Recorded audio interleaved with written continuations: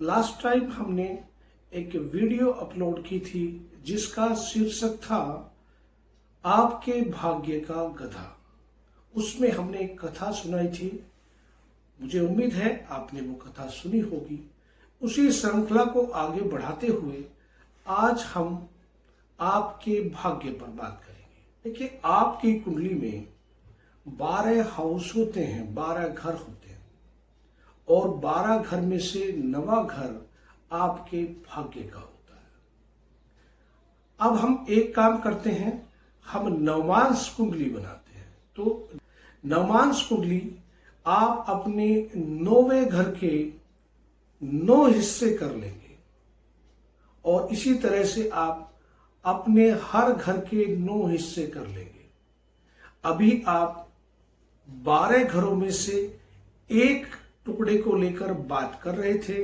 अभी हम 108 भागों में बांटकर एक भाग के बारे में बात करेंगे। यही होता है आपके फॉर्चून का फॉर्चून, भाग्य का भाग्य। जैसा कि आपकी स्क्रीन पर एक कुंडली आपको दिखाई दे रही है, ये D9 चार्ट है। हम उसके भाग्य पर बात करते हैं। उसके भाग्य का लॉर्ड गुरु है। गुरु की 12 नंबर राशि मीन राशि उसमें पड़ रही है और वो 10th हाउस में जा रहा है, 10वें स्थान में, कर्म स्थान में जा रहा है। तो इस व्यक्ति का भाग्य तभी उदय होगा जब ये कैरियर से रिलेटेड, अपने कर्म से रिलेटेड चीजों में जाएगा। पहला ये संकेत आ गया कि 9th लॉर्ड 10th में गया है और इसके साथ साथ यहां पर 6th हाउस का लॉर्ड भी जुपिटर है और वह भी 10th हाउस में गया है। अब जो भाग्य का भाग्य है वह इसका कर्म भाव में, कैरियर हाउस में चला गया, जहां से हम ऑल काइंड ऑफ कर्मास देखते हैं।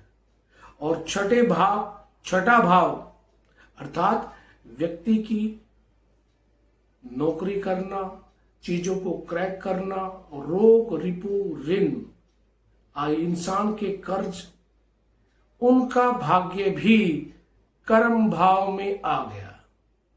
बहुत अच्छा, क्योंकि अर्थ त्रिकोण का स्वामी, छठे का लॉर्ड 10th हाउस में आया है। तो ये कर्म की दृष्टि से, कैरियर की दृष्टि से बहुत उत्तम है।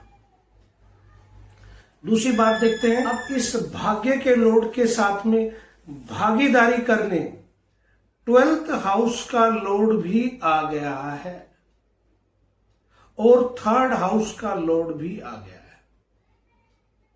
अब ये सेकेंडरी पोजीशन है। अब ये दोनों कहते हैं कि देखिए, आपको परिवर्तन करना पड़ेगा। आप अपने जन्म स्थान से आपको दूर जाना होगा, आपको होम सिकनेस छोड़नी होगी। तब कर्म में आपके एफर्ट्स, आपकी स्किल, आपकी हॉबी एक्टिवेट होगी। तभी आपका पराक्रम रंग दिखाएगा। क्योंकि 12वां घर जो है वो बदलाव का है। आप विदेश चले जाइए, आप अपने जन्म स्थान से इतनी दूर चले जाइए जहां भाषा, कल्चर और खान पीन बदल जाता हो। और एक खास बात, बड़ी इंटरेस्टिंग बात है, जब 12th हाउस का लॉर्ड भाग्य के लॉर्ड के साथ युति बनाएगा कर्म में, तो ऐसा व्यक्ति जिस चीज को भी परचेज करना चाहेगा, करने का मतलब क्या होता है, पहले किसी चीज को खरीदने के लिए हमें खर्च करना पड़ता है। तो 12th हाउस खर्चा है। तो अगर ये किसी चीज को प्राप्त करने के लिए अपने अंदर इच्छा कर लेता है तो इसका भाग्य वह चीज इसको तुरंत दिला देता है। जिनका 12th house Lord 9th house के साथ में कंजक्शन बनाता हो, तो जिस स्थान में वह बैठा है, कर्म के स्थान में, अपने कैरियर के माध्यम से यह जो भी चीज परचेज करना चाहता है, घर लेना चाहता है, इसका भाग्य साथ देगा। इसके कैरियर के माध्यम से, माध्यम कैरियर ही रहेगा। इसी के साथ यहां पर पंचम का लॉर्ड भी 10th हाउस में है। किस प्रकार से है? क्योंकि केतु भी इसका D9 चार्ट में 10th हाउस में बैठा है स्कॉर्पियन के,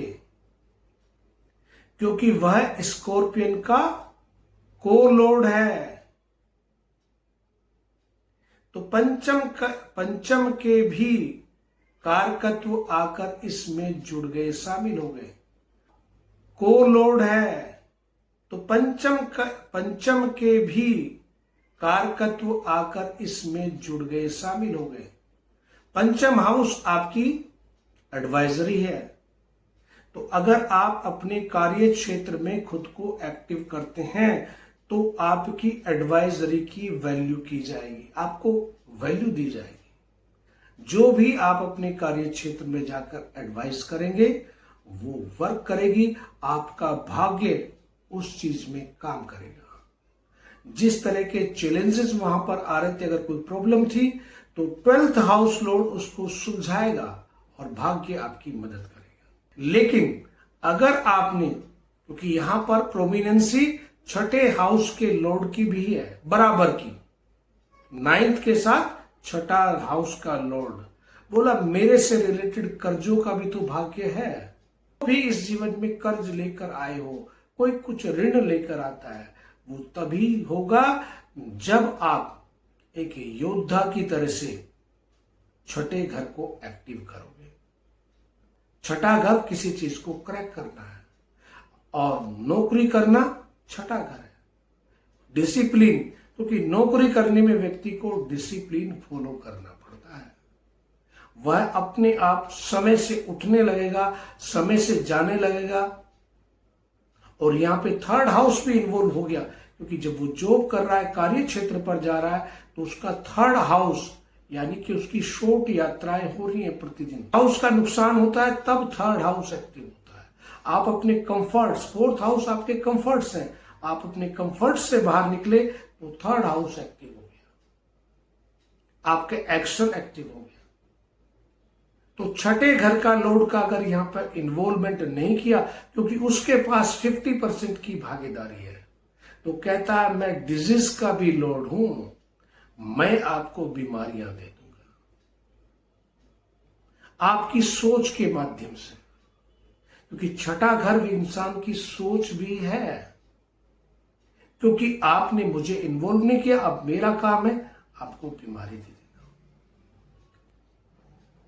और ऐसा व्यक्ति यदि अपने घर पर ही बने रहता है तो उसका नुकसान क्या है? आप इस D9 चार्ट को देखिए, यहां पर राहु की प्लेसमेंट 4th हाउस में है और 4th हाउस में राहु बैठकर 8th हाउस के कारकत्व की नेगेटिविटी खींच रहा है। अगर ये व्यक्ति घर में रहेगा तो राहु से रिलेटेड चीजें करता रहेगा, जैसे हर वक्त स्क्रीन को देखते रहना, रील्स देखते रहना, सिर्फ इल्यूजन में रहना।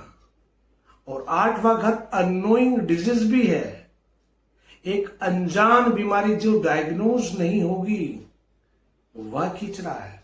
8वां घर अनसर्टेनिटी है, इसके पास इसके जीवन में, इसकी पीस ऑफ माइंड में अनसर्टेनिटी आ जाएगी, एक अननोन फियर आ जाएगा, क्योंकि वो ब्लैक होल है।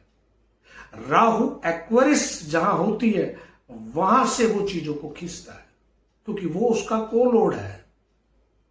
तो इसके पीस ऑफ माइंड में राहु की नेगेटिविटी शामिल हो जाएगी। राहु ऑटोमेटिक चालू हो जाएगा, क्योंकि घर में रहेगा तो कर्म किस चीज से रिलेटेड करेगा?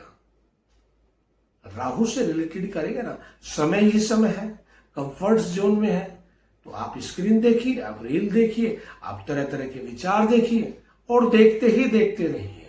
इनके लिए एक ही अलाइनमेंट है, ये अपने कार्य क्षेत्र पर जाएं। जब ये कार्य क्षेत्र में जाएंगे, कैरियर पर जाएंगे, तो इनके लिए इनकी बीमारियां स्वतः खत्म होने लगेंगी। छठे घर का मतलब है चैलेंजेस लेना। किसी के ऊपर कर्ज होता है तो वो चैलेंजेस के लिए तैयार हो जाता है, अब कर्जा चुकाना होगा। किसी के ऊपर लिटिगेशन होता है तो वो कोर्ट में केस लड़ता है, तो अब वो उसके अंदर फाइटिंग स्पिरिट आ जाती है। किसी का कोई शत्रु हो जाए तो उसे वॉरियर बनना पड़ता है।